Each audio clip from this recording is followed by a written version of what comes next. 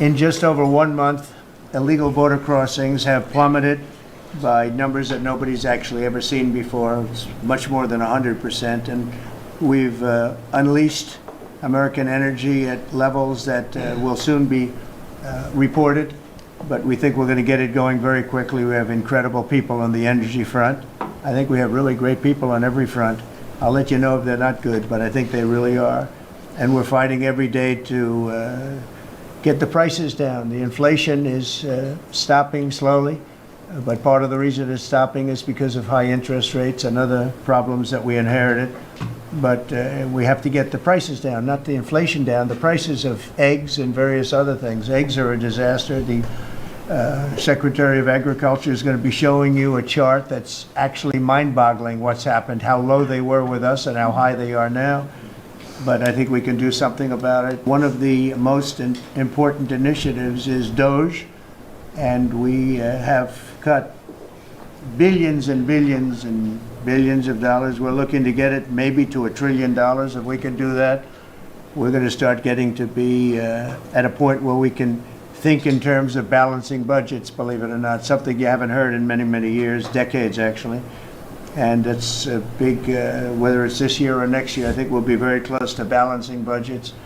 And the Doge is very important. And Elon is here to give you a summary of what's happening, some of the things they found, some of the horrible things they found, some of the theft and fraud, and we call it waste and abuse, but a lot of fraud, and probably some fraud that we're not going to be able to prove is fraud, but when you hear the names and the places where this money's going, it's a disgrace. But we've requested that a lot of people, we want to make sure that the people are working. So letters were sent out, and I think everyone at this table is very much behind it. And if they aren't, I'd want them to speak up, but they're very much behind it. Letters were sent out to people just to find out if the people exist. Do they work? Who do they work for? Where are they? You know, where have they been working? Have they been working for other companies or other entities at all, or being paid by the government? So they have two jobs, but they're supposed to have one.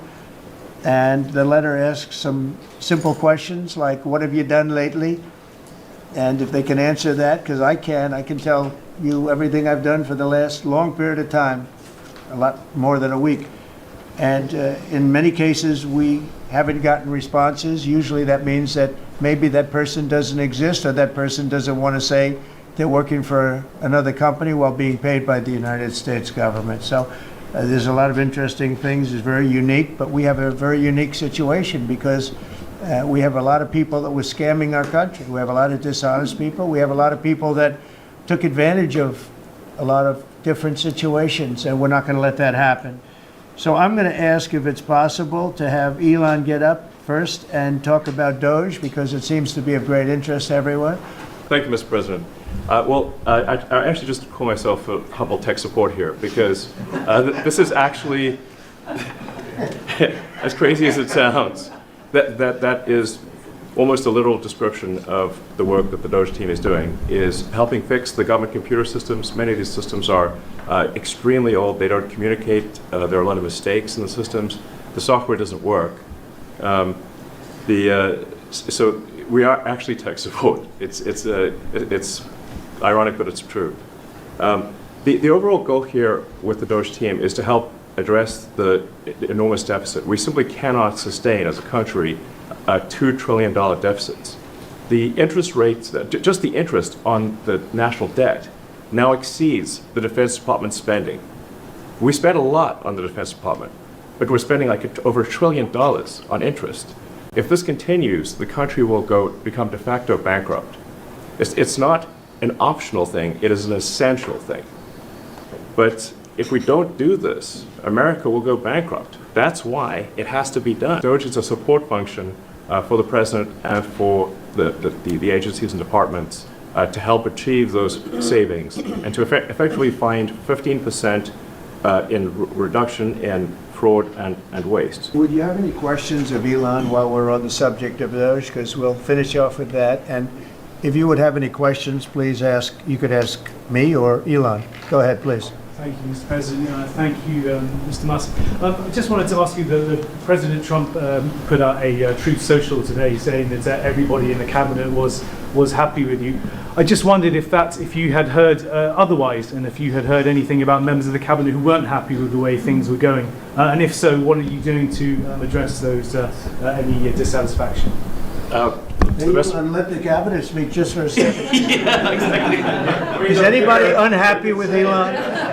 If you are, well, throw them out of here. Is anybody unhappy?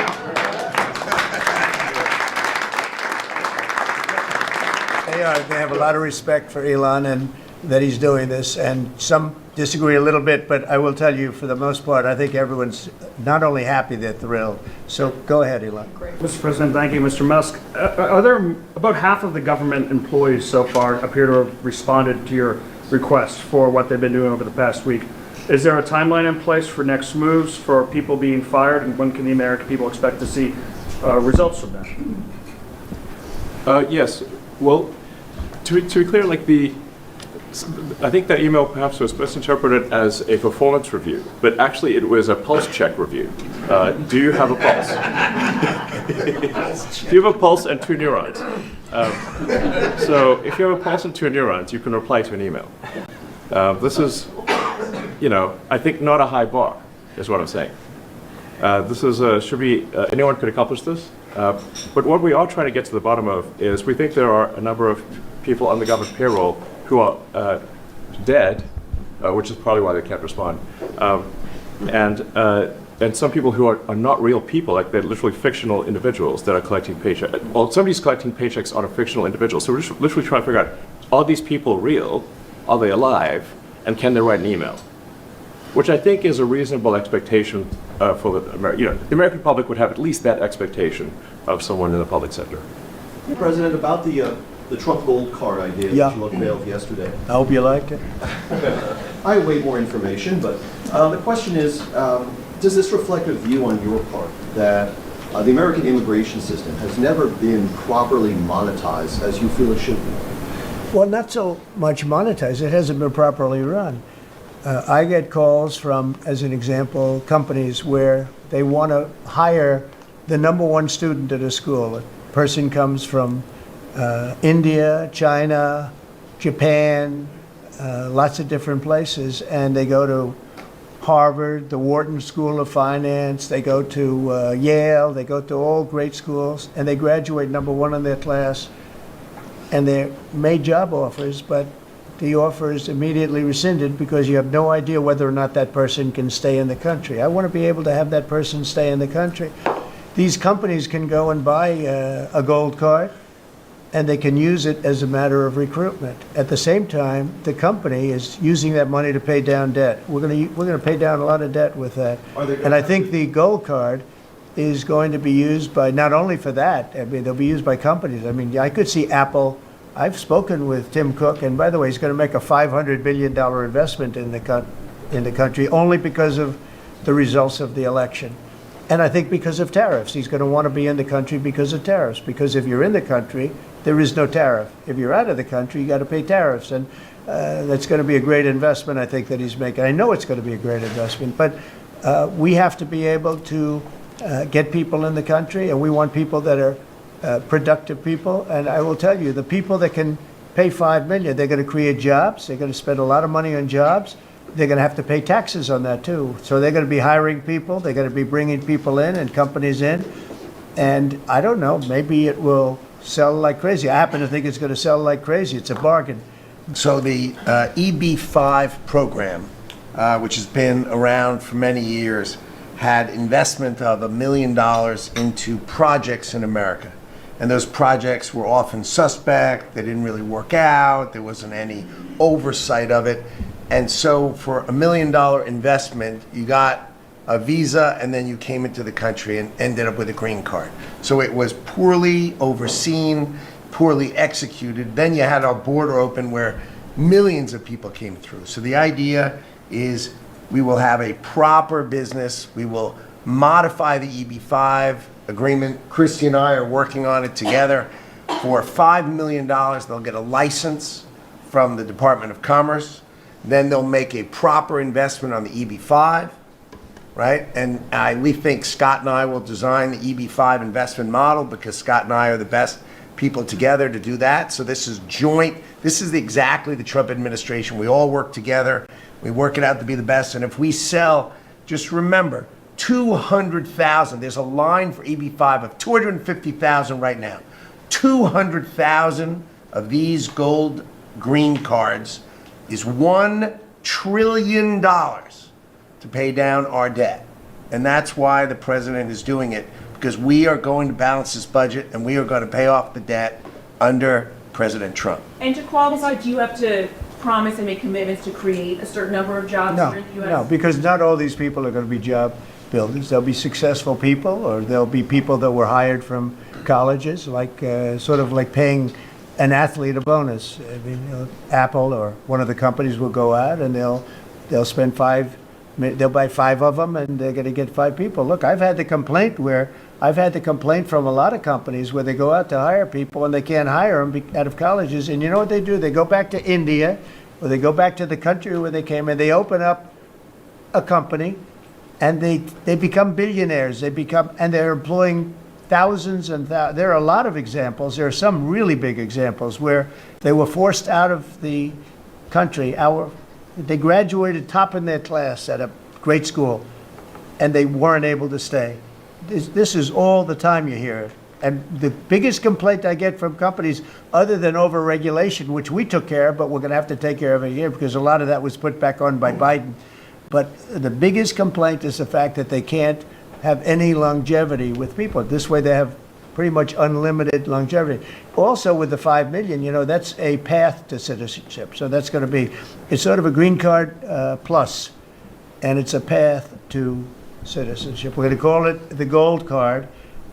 And I think it's going to be very treasured. I think it's going to do very well. And we're going to start selling, hopefully, in about 2 weeks. Now, just so you understand, if we sell 1 million, right, 1 million, that's $5 trillion. 5 trillion. Howard was using a different number, but that's $5 trillion. If we sell 10 million, which is possible, 10 million highly productive people coming in, or people that we're going to make productive, they'll be young, but they're talented, like a talented athlete. That's $50 trillion. That means our debt is totally paid off, and we have $15 trillion above that. And now, I don't know that we're going to sell that many. Maybe we won't sell many at all, but I think we're going to sell a lot because I think there really is a thirst. No other country can do this because people don't want to go to other countries. They want to come here. Everybody wants to come here, especially since November 5th. Mr. Be that. President, Ukraine, can you tell a little bit about what type of security guarantees you're willing to make? Well, I'm not going to make security guarantees beyond very much. We're going to have Europe do that because it's we're talking about Europe as their next door neighbor. But we're going to make sure everything goes well. And as you know, we'll be we'll be really partnering with Ukraine in terms of rare earth. We very much need rare earth. They have great rare earth. We'll be working with Secretary Burgum and with Chris. You'll be working on that together.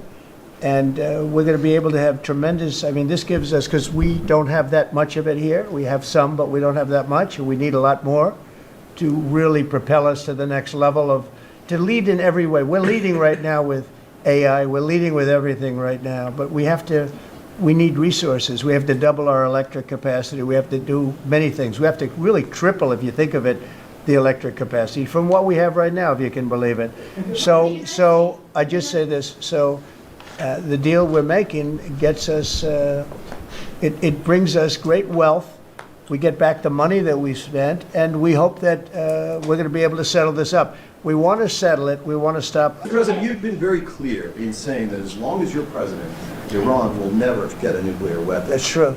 Is it also your policy that as long as you're president, China will never take Taiwan by force? I never comment on that. I don't comment on anything because I don't want to ever put myself in that position. And if I said it, I certainly wouldn't be saying it to you. I'd be saying it to other people, maybe people around this table, and very specific people around this table. So I don't want to put myself in that position. But I can tell you what, I have a great relationship with President Xi. I've had a great relationship with him. we want them to come in and invest. I see so many things saying that we don't want China in this country. That's not right. We want them to invest in the United States. That's good. That's a lot of money coming in, and we'll invest in China. We'll do things with China. The relationship we'll have with China will be a very good one. Decreases in crossings at the border to continue the pause on tariffs against Mexico and Canada? And No, if no, I'm not stopping the tariffs. No, millions of people have died because of the fentanyl that comes over the border. Even with the 90% drop in border crossings, though, Well, that's- last well- month compared to about a year ago? Yeah, they've been good, but that's also due to us, mostly due to us. I mean, it's very hard. It's right now very hard to come through the border, but hey, look, the damage has been done. We've lost millions of people due to fentanyl. It comes mostly from China, but it comes through Mexico and it comes through Canada. And I have to tell you that, on April 2nd, I was going to do it on April 1st, but I'm a little bit superstitious, so I made it April 2nd. The tariffs go on, not all of them, but a lot of them. And I think you're going to see something that's going to be amazing. We've been taken advantage of as a country for a long period of time. We've been tariffed, but we didn't tariff. Now, I did when I was here. We took in $700 billion from China. $700 billion. Not one president in the history of our country took in 10 cents from China. At the same time, China respected us. Now, when COVID came in, that was a different deal. I used to call it the China virus. I guess I could call it the China virus again, but it's an accurate term, but I won't do that out of respect to China. Mr. President, you were just talking about Afghanistan and the bots withdrawal. Are we going to take Bagram back? So I'll tell you what has bothered me very much, very, very much. We give billions of dollars to Afghanistan. Nobody knows that. Nobody knew that. Do you know we give billions of dollars to Afghanistan? And yet we left behind all of that equipment, which wouldn't have happened. We were getting out under me. I'm the one that got it down to 5,000 people. We were going to get out, but we were going to keep Bagram, not because of Afghanistan, but because of China, because it's exactly 1 hour away from where China makes its nuclear missiles. So we're going to keep Bagram. We were going to keep a small force on Bagram. We're going to have Bagram Air Base, one of the biggest air bases in the world, one of the biggest runways, one of the most powerful runways in the sense that it was very heavy concrete and steel. You could carry about anything. You could land anything on those runways. We gave it up. And you know who's occupying it right now? China. Biden gave it up. So we're going to keep that, and we're going to have a withdrawal, and we're going to take our equipment. We're going to do it properly. We're going to do it we're going to keep the equipment. Mr. The President, spending bill that passed last night aims to cut $2 trillion. Right. Can you guarantee that Medicare, Medicaid, Social Security will not be touched? Yeah, I mean, I have said it so many times, you shouldn't be asking me that question. Okay? Now, we are going to look for fraud. I'm sure you're okay with that, like people that shouldn't be on, people that are illegal aliens and others, criminals in many cases. And that's with Social Security. We have a lot of people. You see that immediately when you see people that are 200 years old that are being sent checks for Social Security. Mr. President, can you clarify the Canada-Mexico tariffs? You had put that 30-day pause. Yeah. You just referred to 25%, 25%. When does it go into effect? April 2nd. April 2nd for Canada-Mexico. Correct. And And for everything. We support Canada. $200 billion a year in subsidies, one way or the other. We let them make millions of cars. We let them send us lumber. We don't need their lumber. We're going to free up our lumber. Lee's going to do that, head of environmental. We're going to free up our lumber. We have the best lumber there is. We don't need their lumber. What do we need their lumber for? When you look at we subsidize them $200 billion a year. Without us, Canada can't make it. Canada relies on us 95%. We rely on them 4%. Big difference. And I say Canada should be our 51st state. There's no tariffs, no nothing.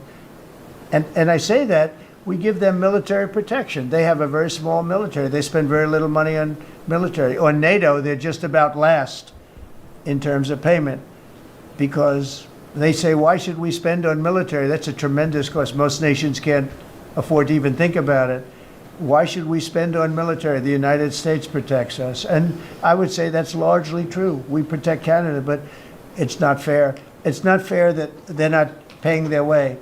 And if they had to pay their way, they couldn't exist. When I spoke to, let's call it the prime minister rather than the governor, but when I spoke to him, I said, why are we giving you $200 billion a year? He was unable to answer the question. I said, why are we letting you make millions of cars and send them in? He was unable to answer the question. Justin Trudeau, a nice guy. I think he's a very good guy. I call him Governor Trudeau. He should be governor, because the fact is that if we don't give them cars, we don't have to give them cars. The tariffs will make it impossible for them to sell cars into the United States. The tariffs will make it impossible for them to sell lumber or anything else into the United States. And all I'm asking to do is break even or lose a little bit, but not lose $200 billion. And we love Canada. I love Canada. I love the people of Canada. And but honestly, it's not fair for us to be supporting Canada. And if we don't support them, they don't subsist as a nation. Okay? Mr. President, on the EU tariffs, Mr. President, have you made a decision on what level you see on tariffs in the European Union? We have made a decision. We'll be announcing it very soon, and it'll be 25%, generally speaking, and that'll be on cars and all of the things. And European Union is a different case than Canada, different kind of case. They've really taken advantage of us in a different way. They don't accept our cars. They don't accept essentially our farm products. They use all sorts of reasons why not. And we accept everything of them, and we have about a $300 billion deficit with the European Union. Now, I love the countries of Europe. I guess I'm from there at some point a long time ago, right? But indirectly, pretty directly too, I guess. But I love the countries of Europe. I love all countries, frankly, all different. But European Union's been, it was formed in order to screw the United States. I mean, look, let's be honest. The European Union was formed in order to screw the United States. That's the purpose of it. And they've done a good job of it, but now I'm president. What will happen in these countries where the EU retaliate? They can't. I mean, they can try. Now, they can do it, and they can try, but the numbers can never equal what ours, because we can go off. We are the pot of gold. We're the one that everybody wants, and they can retaliate, but it cannot be a successful retaliation. Is President Putin distinct in any way? He's a very smart guy. He's a very cunning person, but I've dealt with some people I've dealt with some really bad people. But I will tell you, as far as this is concerned, you have to understand, he had no intention, in my opinion, of settling this war. I think he wanted the whole thing. When I got elected, we spoke, and I think we're going to have a deal. I can't guarantee that. You know, a deal is a deal. Lots of crazy things happen in deals, right? But I think we're going to have a deal. If I didn't get elected, I believe he would have just continued to go through Ukraine, and over a period of time, a lot of people would have been killed, would have lasted for a period of time.